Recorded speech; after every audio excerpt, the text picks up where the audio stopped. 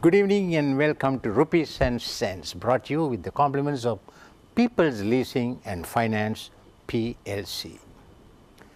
Bandaranaike International Airport is also known as Colombo International Airport and Kattunayake International Airport in Sri Lanka. It is administered by the Airport and Aviation Services and serves as the hub of Sri Lankan Airlines. Plans are now underway for resurfacing its runway and improving the existing facilities. Commencing 6 January 2017, the airport will be closed for 3 months for 8 hours during the daytime. Tonight's Rupees and Cents will be focused on the Bandaranaike International Airport and its future. My very special guests this evening are on my immediate right, Mr. Johan Jayaratna, Executive Director, Airport and Aviation Services Sri Lanka, and Mr. Senarath Hettiarachchi, the Head of Airport Management. Gentlemen, it's a pleasure to have you on Rupees and Cents. It's a pleasure to be here. The airport has a long history. Now, after all these years, was there any particular reason or reasons for resurfacing the runway and to start doing all these new additions? Before we delve into the runway itself, let me give our viewers a brief background on who we are as Airport Aviation. We were formed in 1983 as a state-owned enterprise coming under the Companies Act in 1983, and we are responsible for the management, operations and maintenance of airports in Sri Lanka, namely the Bandaranaike International Airport, the Mattala Airport, and also the Ratmalana Airport. We are also the service provider for all air navigation services in Sri Lanka and the communications, navigation and surveillance as well. We also provide fire and rescue services and all aviation security related services for airports in Sri Lanka. So Ratmalana Airport and Mattala Airport are also coming within your jurisdiction? Within our purview, yes. All right. And as an ancillary service, we also have a training facility located in Ratmalana, which services all our training needs and also of the region, and some of the SAARC countries utilize our training services as well. So I would like to point out that we are not just all about BIA, but our scope extends much further. And I will ask Senarath, our airport manager, to expand on the runway project at this point. Yes, as you said, we are heading for this project, and we constructed this BIA runway, the current runway, in 1986. 86. Yes, and the design life time of the runway was for 20 years or 200,000 landings. So in terms of age, the runway has expired in 2006. So in terms of number of landings, it expired in 1996. So this is long overdue? Yes, certainly. In fact, the International Civil Aviation Organization, which is the UN body who sets standards for, in terms of safety and other standards for international aerodromes, they recommended in year 2001 for us to repair this runway. It is long overdue, and the issue what we had was it was the single runway that we had. So in any aerodrome in the world having a single runway had no option to repair the runway other than closing it for a particular period daily for a limited period and to rehabilitate it. So we also had to take that decision to close it for, as you said, for the daytime for a period of 3 months and to do the rehabilitation. Now, in this regard, there are some people who have been talking about this closure. Would the planes be diverted to another country or to Mattala? Is it going to affect the operation of the flights? How is it going to affect? At this point, I need to also make a very emphatic statement that when we decided to go through this process, it was not a single decision made by Airport Aviation, but it was a collective decision made by a lot of agencies, namely the Civil Aviation Authority and the Director General of Civil Aviation, along with Sri Lankan Ground Handling, who handles all the ground activity at the airport, and the Airline Operators Committee, the BAR, which is the Board of Airline Representatives, and such agencies. So it was a collective decision. And if I were to go further, if you look at the period of closure, January to April, this was not once again an arbitrary decision. It was based on weather conditions, and the history of the weather patterns in Sri Lanka are such that that is considered to be the driest time of the year. And if you were to look at the timing, 8:30 to 4:30 in the afternoon, this was also decided upon the movement patterns of aircraft, and the least amount of movements were happening during that period of time, and that was why we chose that. Contrary to what has been stated in the media, that even though the preferred time was a nighttime closure, and that we had overlooked that request for a nighttime closure, that is not particularly so. We had to take a very democratic decision because we have, I believe, 25 airlines that fly into BIA currently, 24 or 25, I believe, something to that effect. 28. Exactly. 28, thank you. So we had to make a democratic decision on that, and based on that we decided that this was the optimum time to have this closure. So having said that, as far as the diversions are concerned, it would not be so, because all these airlines have rescheduled their flights to fall within the opening hours. And Sri Lankan, of course, did have to cancel some flights, and so did Emirates, and a couple of other airlines did have to cancel some flights. But the rest of them have rescheduled. And if you look at the operational aspects of it, 90%, and I repeat, 90% of the operations are existent, and there's probably a 10 to 12%. Let Senrat. Yes, actually, now that the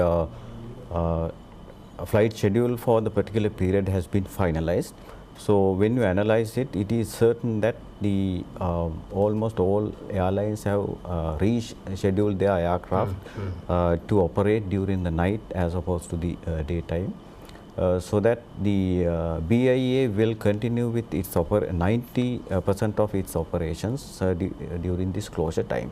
So even though there's a big public outcry in media and printed and other media, of course, we need to highlight the fact that the 90% of the aircraft movements have been rescheduled to be operated during the night, and therefore there is no such big impact to any related industry, whether it is tourism or hotel industry.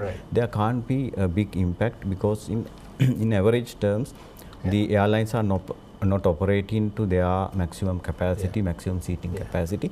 So in case that this 90% operations during this particular time, if they operate to their full capacity, the same volumes can be handled, and the Sri Lanka will stay connected to. And also this is only for a very short period, 12 weeks, 3 months. Incidentally, as a matter of interest, who initiated this? I mean, was it, you mentioned about other shareholders also. Who initiated this new project? All credit should go to the Honourable Minister Nima Siripala de Silva, without whom these projects would never have seen the light of day. It was his dynamism that actually saw these projects through. It's not only the runway overlay project, even the Terminal 2 Stage 2 expansion is another project that was somewhat stuck for the longest time, and he has initiated the groundbreaking of that, which will happen first quarter of 2017. We are very pleased to see that, because that is another project that has to see its fruition very soon. So all kudos go to the Honourable Minister on this. We are very thankful to him, and also to the Board of Directors, who have been very supportive of all these activities that we have undertaken. Yeah, well, it's such a good project. Nobody will object to that. Absolutely, absolutely. Tell me, what are your major plans? Very general question. If I may start from the airspace itself, we have FIR, which is the Flight Information Region, amounting to almost 520,000 square nautical miles, which is sovereign airspace that belongs to the state, to Sri Lanka. And optimal usage of this airspace is critical. And this is something that we don't particularly address because we don't see and feel it. And we have been looking at modernizing this airspace by way of route structures and procedure development and introducing new technologies and updating current technologies, if you may.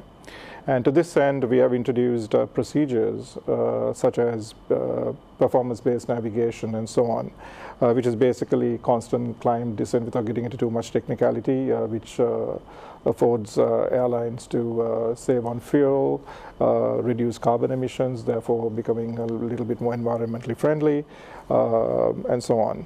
We have also introduced RNP procedures and RHS procedures, which basically condenses the amount of airspace, bringing in more aircraft into a given amount of airspace, making it more efficient, safer by way of procedures, increasing efficiency in a nutshell. Johan, I have to interrupt you for just half a minute for a small message from our sponsor. So please stay tuned, we'll be right back. Okay.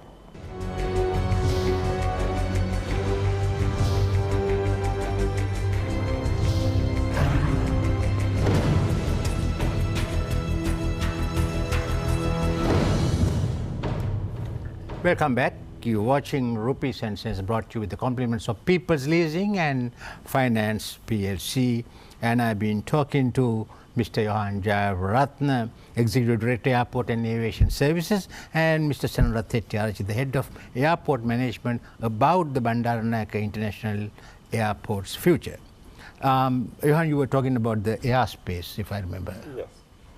So to continue on with regard to the airspace enhancements, so we've also introduced some technologies such as ADS-B, which is automatic dependence surveillance. Once again, not getting into too much of the technicalities of it. It's basically a situational awareness for aircraft, and the air traffic management systems, which is once again about flight planning and so on, and the aeronautical information management systems, which basically once again just automates the current systems that we have, which makes us more efficient. That pretty much covers the airspace management and the increase of efficiency that we have from the systems that we have currently. Moving right along to the arrangements that we have made on ground with regard to capacity enhancements. As you know, we have a terminal which is now at an overcapacity situation right now. The terminal that we have has a capacity of 6 million passengers, and we are probably going to be accommodating over 9 million passengers by the end of 2016. So we'll be 50% over capacity. And as I mentioned earlier, we'll be breaking ground for the new terminal first quarter of next year, which will add another 9 million throughput passenger capacity by the year 2020. So that will bring us up to 15 million total passenger capacity at BIA by somewhere around 2020. That will see us through until 2020. But then we are going to have a similar problem by that time period, because we will, if you look at our growth trajectory, we will be at 15 million by 2020 again. So now would be a very good time for us to start planning for a Terminal 3 option, which we will probably commence planning beginning next year. And also a second runway, which has been talked about for a while. So we are actually looking very seriously at that planning process as well. Now, with the terminal expansion, we are also looking at apron expansion, which is part of the whole development of the expansion process. The apron expansion will add another 23 parking bays, which will bring another, add another 23. That will bring us up to 48 parking stands for aircraft, and another 16 aero bridges, which will bring it up to 24 parking bridges total. Together. And bus gates, we'll add another 10 bus 10 gates, and that will once again bring the total up to 16 bus Par gates. with any other international airport. Yes, almost. So now we talked about the airspace expansion, and we talked about the apron and the terminal expansions. And also it will add 96 additional check-in counters and the 56 immigration counters. Yes. With all these things happening, I'm sure it will affect the tourism industry in a big way. Absolutely, because it's all about capacity enhancement. So we are going to increase the capacities to accommodate more passengers and more aircraft. Speaking of aircraft, we are going into the runway area now. Now with the overlay project, we are going to also widen the runway, which will then allow us to accommodate the 380, which is the largest aircraft in operation right now, and also introduce the foundations for a rapid exit taxiways. Oh, I see. Which would allow for an aircraft to exit the active runway much faster to accommodate arrival or a departure in a shorter period of time. That by doing so, we will increase the runway capacity from the current 25 movements an hour to 35 movements an hour, arrivals and departures, thereby increasing the runway capacity. So if you follow my trend here, you are increasing your airspace capacity, you have increased your runway capacity, you've increased your apron capacity, and you increased your terminal capacity. Thereby you have increased your overall capacity at the airport, thereby bringing in more passengers into the country. So this would automatically feed into the tourism industry, if you may, and the general tourism industry at large, And creating employment. and creating employment. Right. So this it's a process that we have planned, and Right. it feeds into the Sri Lankan economy. How long do you overall. think approximately, how long will it take to sort of finalize all these things and come into proper place? Actually, this phase 2 project, the new terminal will be completed by before 2020. 20? Yes. 2020? Yes. Right. Otherwise, we cannot cope up with the current volumes. We'll have to, because we had to do it yesterday, but we are still at the time. Right. But what is also very positive about this is once we get over this hurdle, we are now at a point where we can be very proactive about the development efforts of aviation at BIA particularly, because now we can start planning for Terminal 3 and a second runway and so on and so forth, which is us being very proactive for the first time, and start planning for the future 2030 and so on. So these are very good things, and we're very excited about it at Airport Aviation. Are you going to be closed for 3 months now? Now, I'm assuming that, all the airlines that have been operating, they would have obviously extended their fullest cooperation in this regard. Absolutely. At this point, at this juncture, I must also be very appreciative of the airlines who have been very supportive, and also the Civil Aviation Authority, who's held hands with us throughout this whole process and supported us throughout. And we also have worked very closely with immigration and customs and all these other ancillary stakeholders who have worked very closely with us in supporting us, and we expect them to help us throughout this entire process and into the whole development of all these programs that we have in place. Right. So a big thank you to all of these agencies. Yes. Now, finally, I'd like to know, so the arrangements that you have made for smooth operation during the period that you are going to be closing the airport for 3 months from January. So, actually, now that, as I said, the flight schedule for the particular period has been finalized now. Okay. So we know where we have the peaks and where we have the lull times in the terminal. So when we go through the new flight schedule, we see there are 2 areas where we have peaks.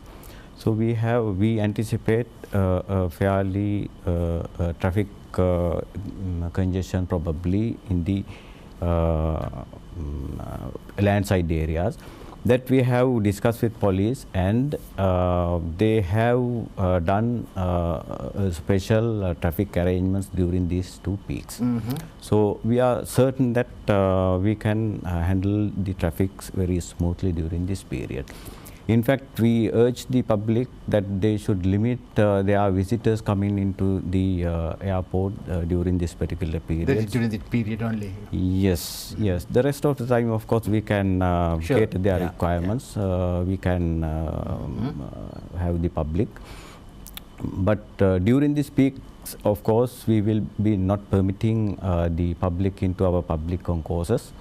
And also, we have enhanced our facilities wherever we have identified as the bottlenecks, like the security screening facilities and the additional temporary check-in counters and the staff arrangements, and the airlines have agreed to start their check-in 5 hours ahead of the departure time, so that we can ease off the congestions if anything to happen.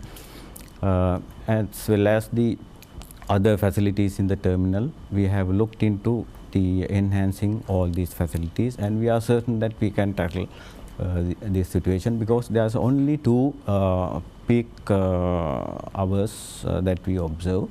Even now we handle those peaks at the terminal. So with these additional facilities coming into the terminal area, so we are certain that we can handle this situation. There's nothing to be panicked about the Now, situation. finally, when you say 8 hours, is it in a specific period from 8 to 4 or something like that? Or? Yeah, actually, it is just before the closure. Just before the closure, that is 7 to 8, we have about 14 departures, Right. 14 to 15 departures. And once we resume the runway operations, after 2 hours after the resumption, we have another peak. Okay. So those are the 2 areas we need to concentrate more. Right. Well, sounds great. And I sincerely hope that all your plans will be highly successful, and I thank you very much for telling us about the future of our airport. All the best to both of you and to your organization. Thank you very much. Thank you. With that, we conclude Rupees and Cents tonight, and we'll be back again 2 weeks from today. Do join us then. Good night.